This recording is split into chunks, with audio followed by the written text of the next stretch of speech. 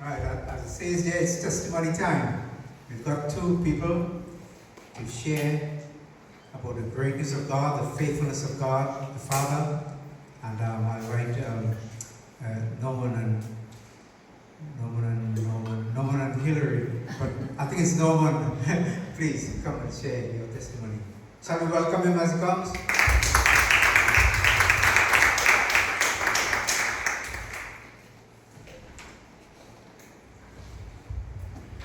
Yes, you've guessed, my name's Norman, Norman McElroy, and my wife Hillary, and we've been attending this fellowship for a few years now, and we look forward travelling from Tias to here each Sunday that we're in Lanzarote. In a few weeks we will celebrate our 50th wedding anniversary. We have been coming to Lanzarote for the past 28 years, but more frequently since I retired 20 years ago.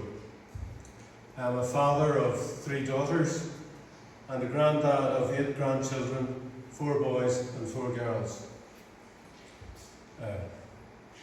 Last August, our middle daughter Ashley was diagnosed with breast cancer. Totally devastating. She went through full chemo treatment, then surgery followed by radiotherapy. She now has ongoing treatment to start rebuilding her immune system. But God is good. Her last scan was clear of all cancer. Praise God.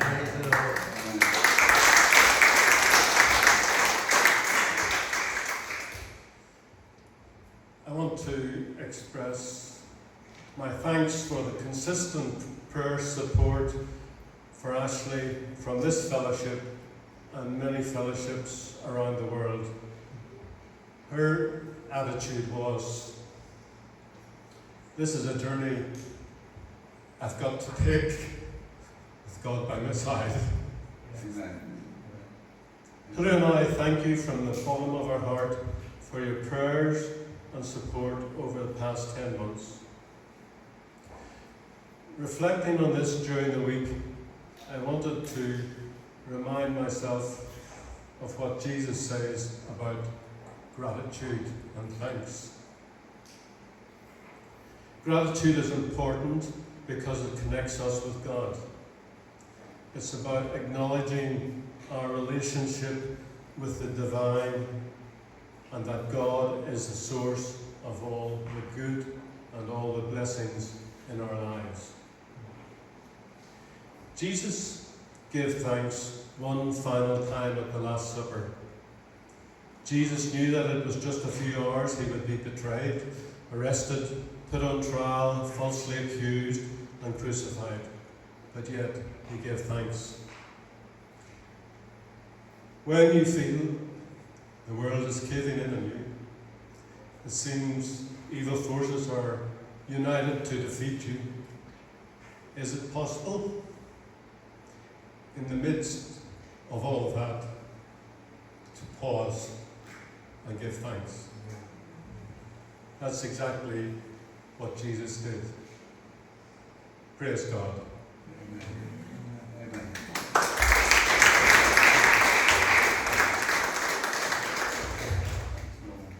Amen. Thank you, Norman and Hillary. Sarah, will you please come? Let's welcome her as she comes.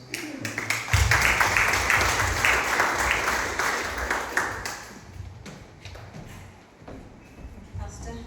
Morning, everyone. As I always am, very reluctant to come up here, but when you get asked, you can't say no. It's a very persuasive man.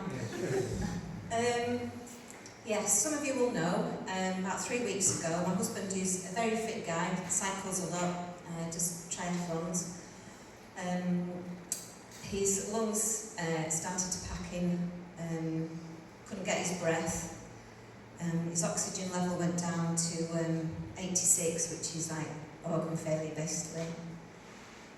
And was really struggling what to do, so I took him to the urgent treatment centre and they blue lighted him to A&E, and first thing I did, which is it's a wonderful thing, is to ask for prayer. You know, I contacted our pastor and our leaders of the church and asked for prayer. Because whatever we're going through, you don't have to go it alone. That's right. It's so important.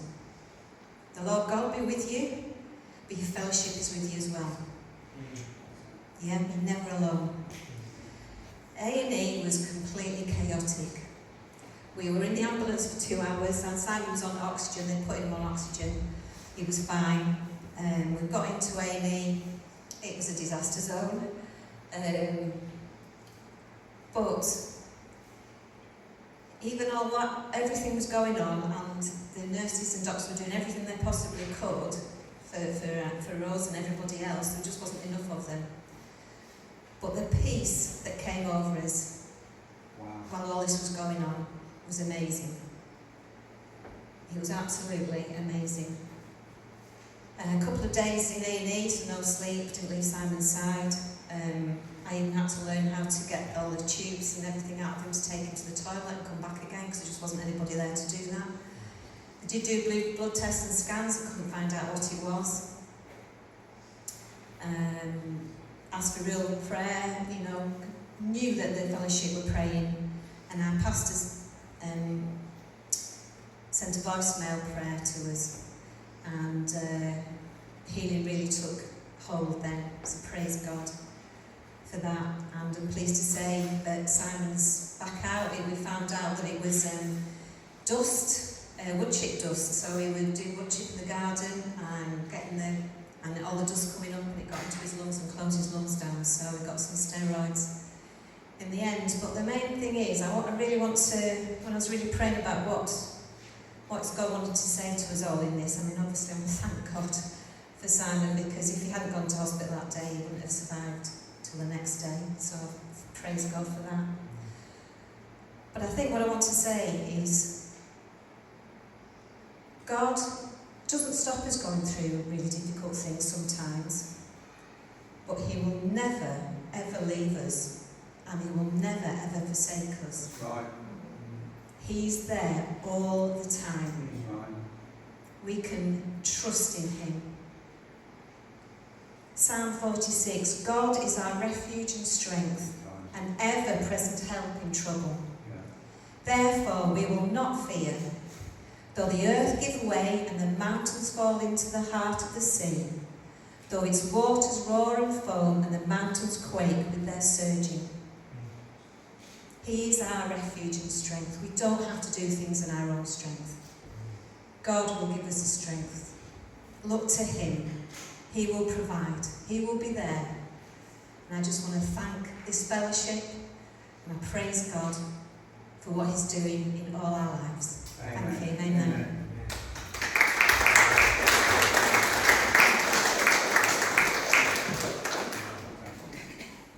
I think God is so good.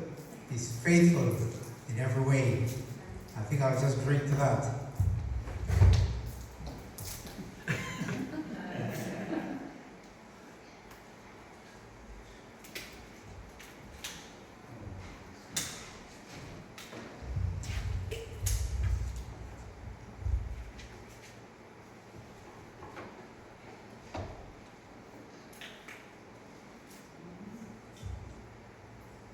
I hope that you're all encouraged by these two testimonies this morning. Wherever you are in your struggles, in your burdens, you know that you don't have to go it alone. There's a fellowship of believers, and there's a God, all-seeing, all-knowing, and He is always in control.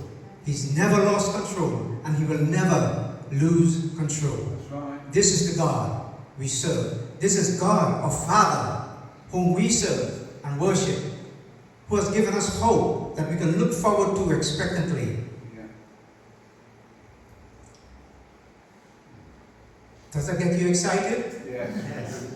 Because I was just wondering, what are some of the things in life that get you excited? Is it Christmas? No. And the gifts you will receive? It's not long now, is it? 6 months away. You know, some people, I know some individuals who start in June to give the countdown for Christmas. That gets them excited. What about a World Cup? Does that get you excited? Yeah, very good. No one, yes, yeah. Seeing some of your favorite players score goals, especially if they're on a roll. I think that is yet to come. But, you know, some other individuals get excited just standing in front of a perfectly organized food cupboard or fridge No. for no reason other than to admire it, maybe for later gratification. Or your long-awaited package arrives at your door. It's your birthday gift. It's 3 days earlier than expected. And you just can't wait to open it. Like a little child, you know, you just can't wait to open it. It's like a dopamine rush of excitement in your brain. What about driving? If you have cars, you know, if you drive on the roads, and you know you're running late, and you come to some traffic lights, they go green for you. Eee! But all of them, as you go towards your destination, all of the traffic lights go green for you as you arrive at them. Amen. Amen. And to add to this, as you arrive, your favorite parking spot is waiting for you. It's not been taken. You might even say to yourself, "Thank you, Father. I am blessed and highly favored." I tell you what though, one of the things that excite me is slicing open an avocado. I'm not finished, so let me continue. And finding it that it's entirely unblemished, with the pit, the hard bit in the middle there, popping out perfectly as you cut it. That's the perfect avocado blessing for me. You know what? All of these things, they are temporary. They are temporary.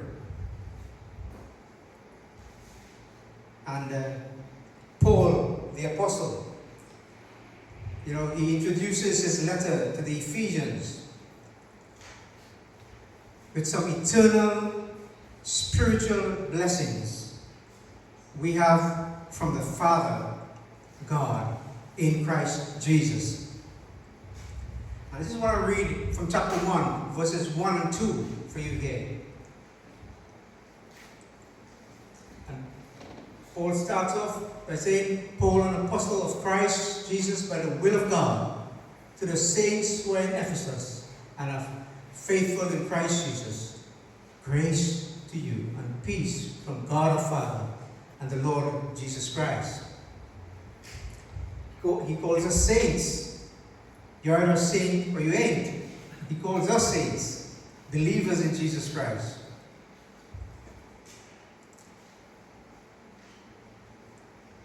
And that's a good introduction.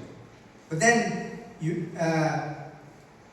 Paul then begins to talk about the spiritual blessings that God the Father has blessed us with. And he gets like really excited. This is what excites him about these truths as he describes them to the people to the believers in Ephesus. He hardly takes a breath as he recites the spiritual blessings that are ours in Christ Jesus. We'll read them in a minute, but these are like verses 3 to 14, which is like really one long sentence in the original Greek. Verses 3 to 14 in chapter 1 of Ephesians are in one sentence, one long sentence.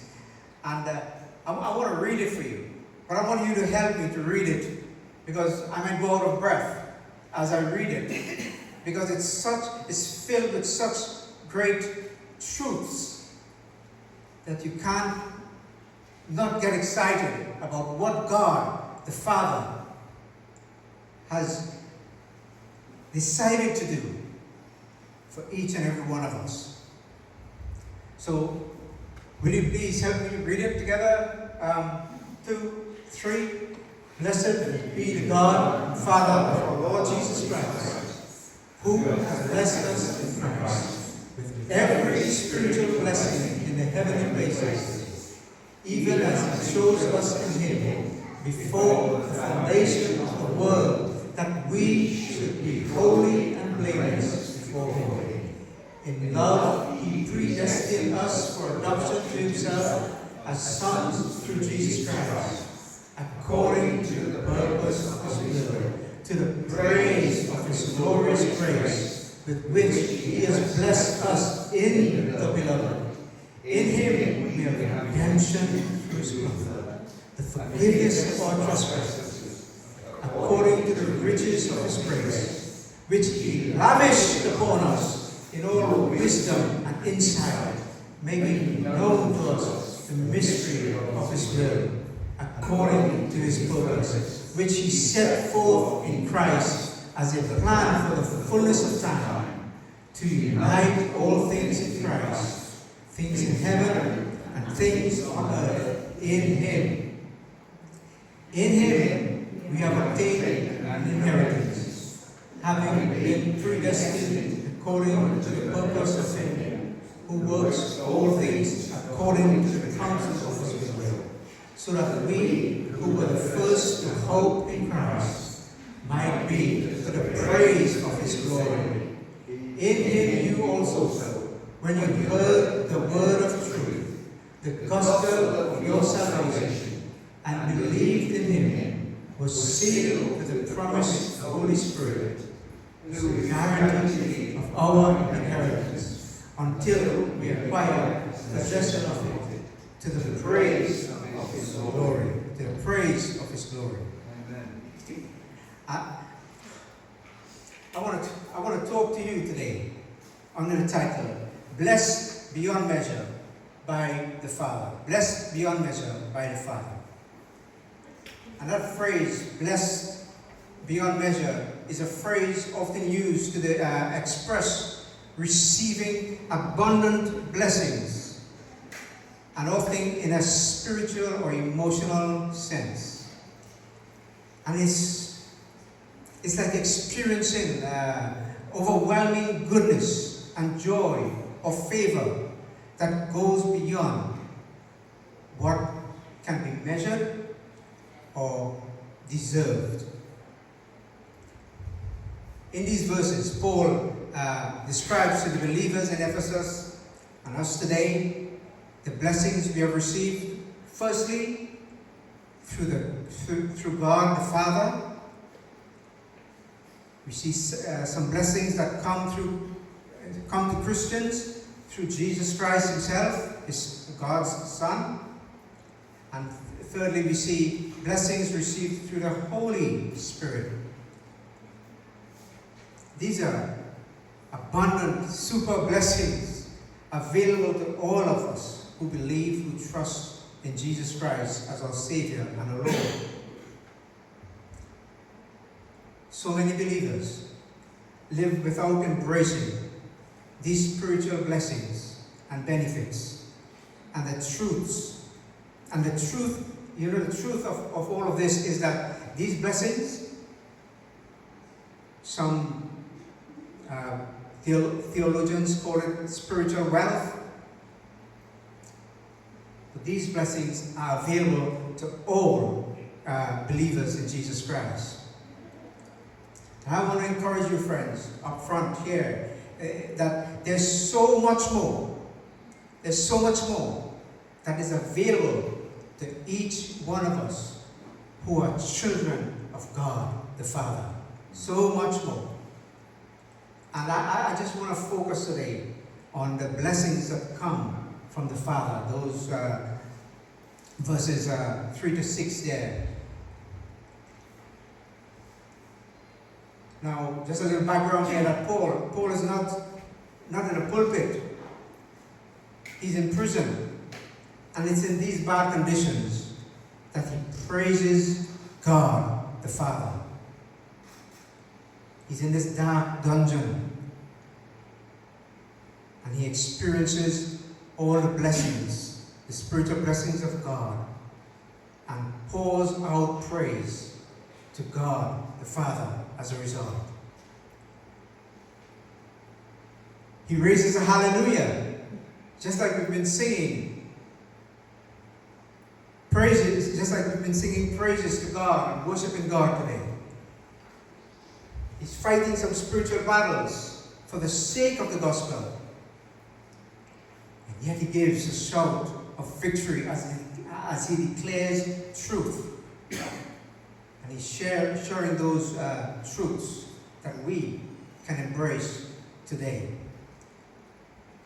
And you know, the church at Ephesus there, faced many challenges we face today. So nothing's really changed there. The culture, for example, was steeped in materialism and occult activity. Other religions were very influential in the community. And then there was the attraction of the world, the sensual allure of the world, whose main goal was to gain the allegiance of believers in Christ because of its prosperity and the sexuality that was prevalent there. And yes, there was always also bickering in the church as well. So Paul is aware of the opposition Christians face, the struggles believers will be facing, and he desires for them to know and understand who we are in Christ and the abundant blessings that are available to every believer. And on this Father's Day, I would like to remind you, encourage your hearts that we are children of God. Amen. And we have received that those abundant blessings from the Father. And one of the blessings coming out of these verses is that you are chosen by the Father. You are chosen by the Father. God wanted you before the world began. And we see God in His love chose us long before the world existed. Another version, the Amplified, renders it like this. God actually handpicked us out for Himself as His own in Christ. Before you were born, when you were still in your mother's womb, God chose you to be part of His eternal family. Before Jesus went to the cross and rose again on the third day, the Father had chosen you. How long has it been since you thanked God and praised Him, even with a hallelujah, for choosing you? How long has it been? Song we've been singing there, but I've got nothing else fit for a king except for a heart singing hallelujah. You're chosen by the Father. You are adopted. This is another blessing that we see in verse 5 there. You are adopted by the Father.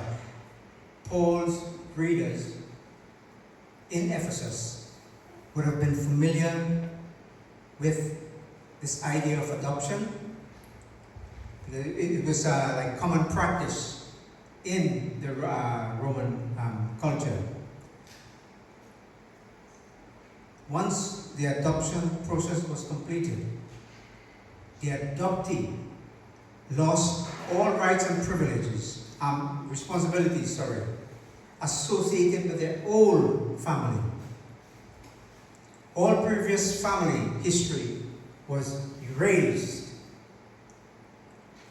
All outstanding debts were cancelled. And instead, the adoptee received new rights and new responsibilities as part of their new family. You are adopted by God the Father. Thank you. It was always God's master plan. It was not something like a backup plan B, if you like, or one he was forced to put in place because of a fallen world. It was always his master plan. It was an act of love initiated by God the Father, who always wanted you in his family.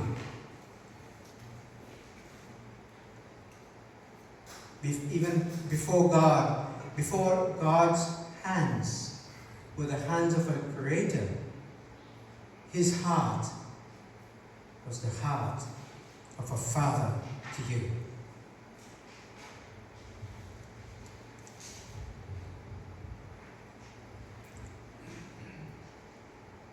God decided in advance to adopt us, as evident in the phrase, in the verse there, predestined us for adoption.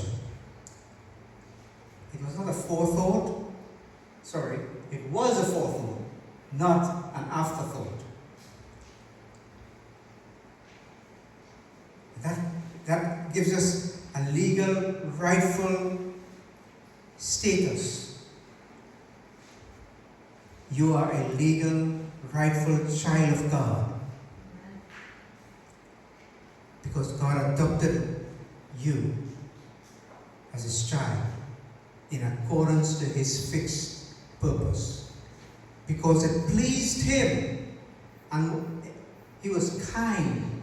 It was out of a kind intent that he adopted you. Does it excite you that you are now in God's family, friends, brothers and sisters in Christ? That's a good time to say another hallelujah.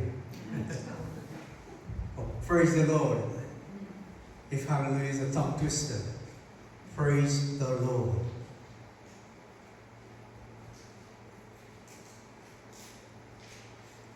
There's also the blessing of acceptance that we see in the beloved.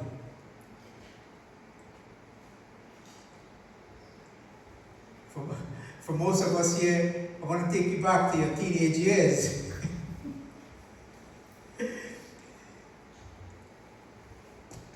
And you know that kind of acceptance issue that you might have been faced with. Will that group accept me? Will this group reject me? But even some adults have this issue with acceptance as well. But here, in these verses, we have some great news. Because we are accepted in the beloved Christ Jesus. You are loved by God the Father because he sees you in Christ Jesus, his beloved Son.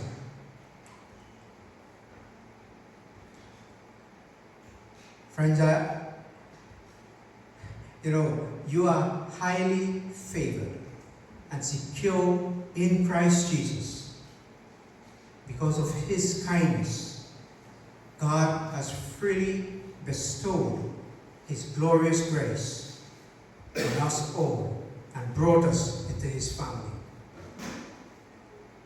All these blessings are a free gift of God's grace.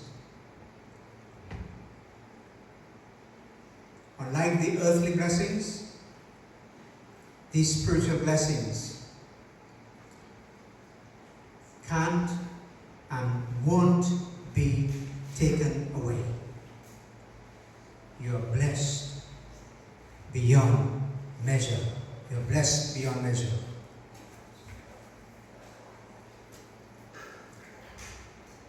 Now, you might be asking, why would God want to bless us like this? Why does God give these blessings? This salvation to us in Christ Jesus.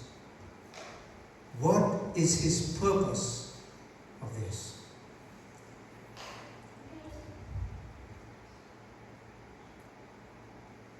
Well, we see in verse 12, it says, so that we who were the first to hope in Christ might be to the praise of his glory. And then in verse 14, Paul wraps it all up. This long, he finally gets to the end of his long sentence with the words, to the praise of his glory. God's purpose in blessing us this way is to the praise of his own glory. His own glory. And we are recipients of that blessing.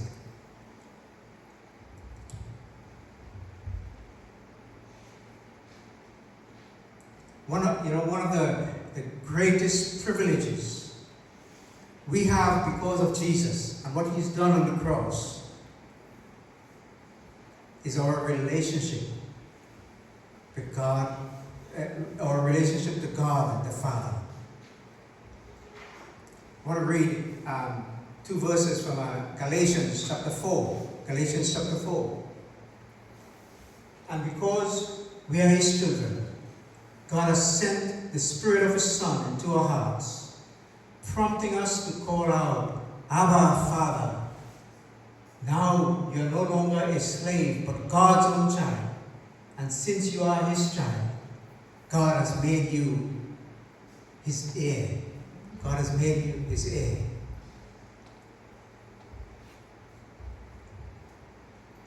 Jesus' death, burial and resurrection and ascension make it possible for you and I to call God Father. Abba, Father. It's an intimate sort of a title or name. It speaks of closeness to God, our Father. It's a child-father relationship. A tender and gracious Father. We're in God's family. And a father would never enslave his child. So you know what? Don't go and enslave yourself, okay? Give yourself some grace. It's abounding grace because of what Jesus has done for us. Give yourself some grace. Don't beat up yourself for every failure you make, every time you mess up in life. Don't beat up yourself.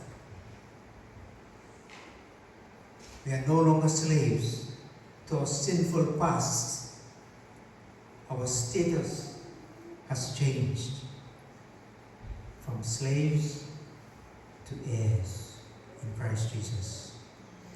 A beautiful exchange has taken place, and now we are permanently and securely positioned in the family of God, and given we are given that sort of full time, that status, and indeed the inheritance as one of his children. As children of God, we have the responsibility to be holy and blameless and to live lives that always bear the image of Christ.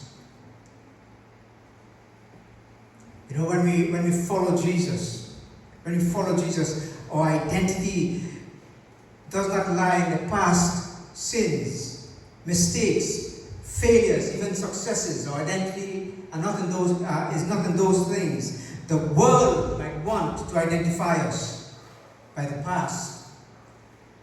But Jesus, He speaks a better word to each and every one of us. And we are reminded that we are holy people. We are loved by God the Father. When we embrace that new identity in Christ, as beloved children of God, loved and treasured, it changes us. The way we act, the way we speak, as we live out our identity in Christ Jesus.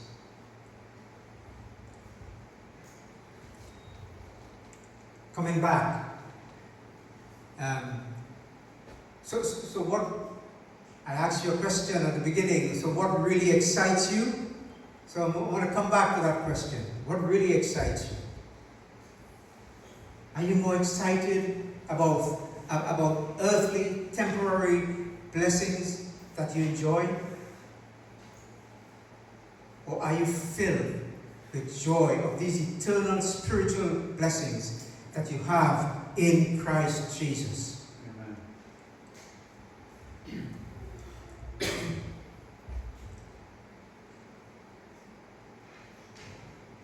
To you who feel blessed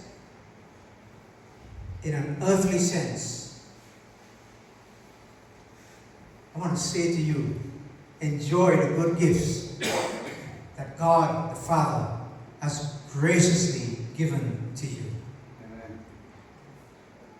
Nothing is wrong in that. You are in good health. You're enjoying success. Give Him the praise. Give Him the praise.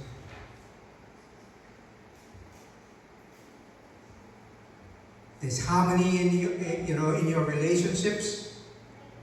Thank Him that He's the God who brought us peace through Jesus Christ. Give God the glory.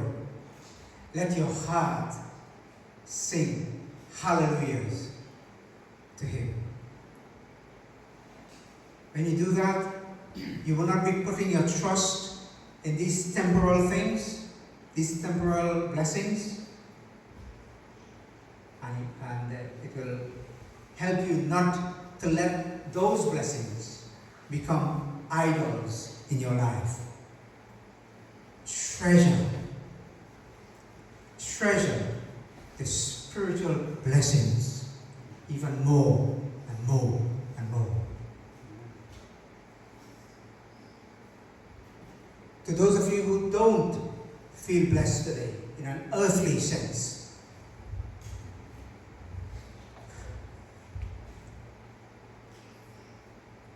I'm sorry that you are hurting.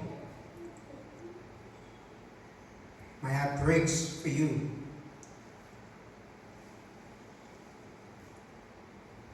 I know that the Father sees your suffering and pain, and as echoed in these testimonies, the Father is with you. Even if you are lacking in earthly blessing, can I encourage you to embrace the truth that your Heavenly Father gives you a heavenly treasure chest that is overflowing. Because God has lavished on you the riches of His grace. You have a guaranteed promise in an inheritance. And that is forever. That is forever.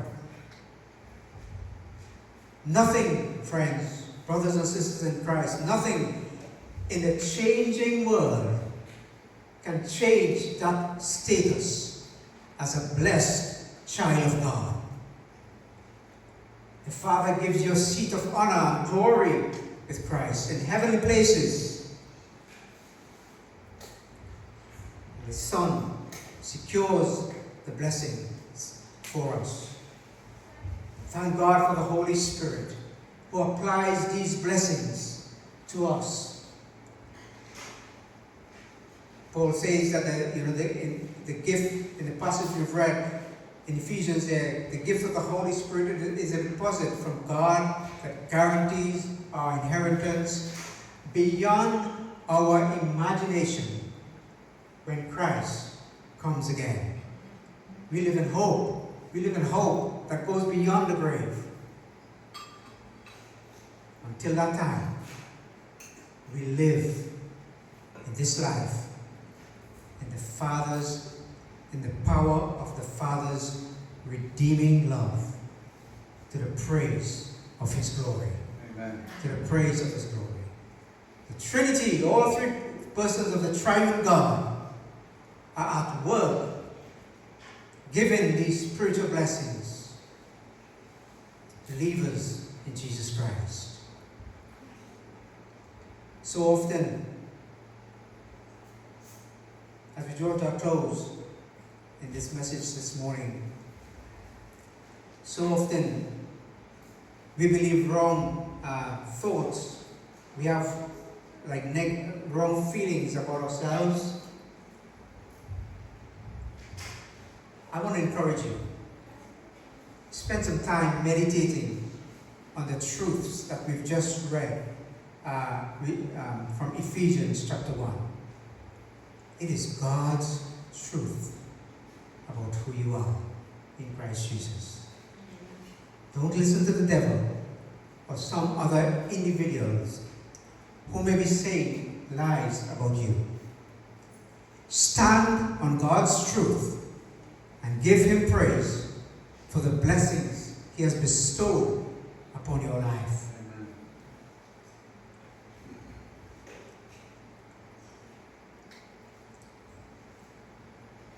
Sometimes, you may feel unwanted, unloved. You may feel unworthy. A question to consider is, how does knowing that God chose to adopt you before creation changes how you view yourself today? How does knowing that God chose to adopt you before creation change how you view yourself today? Just think about that as you go through this week, maybe. Because my prayer is that these truths will change the way you see God as Father. One or two people in prayers might have mentioned earlier, perhaps you did not have a good relationship with your earthly father for whatever reason. So today is a difficult day for you. Feelings of rejection or unworthiness, maybe feeling you're not worthy because of shame, because of guilt. Like these lies, I'm a bad person, I'm not good enough, I'm worthless, I deserve the shame. Can I encourage you to look to the perfect Father today? Run to Him. Come to Him. His heart is for you, and you, and you. Thank you.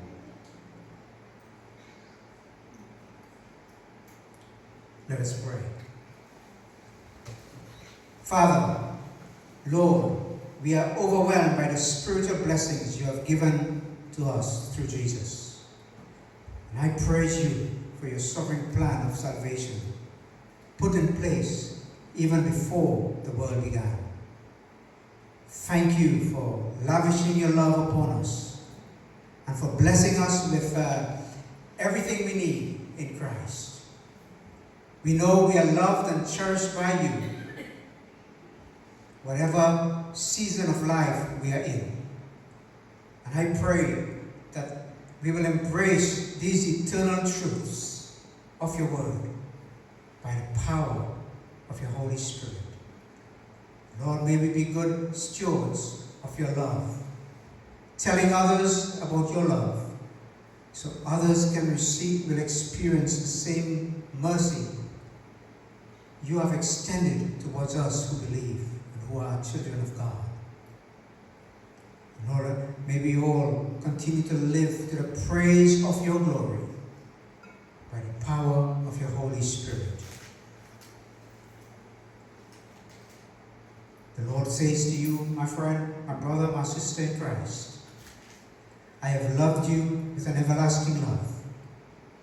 With unfailing love, I have drawn you to myself. And nothing will separate you from my love for you. In Jesus' name, amen.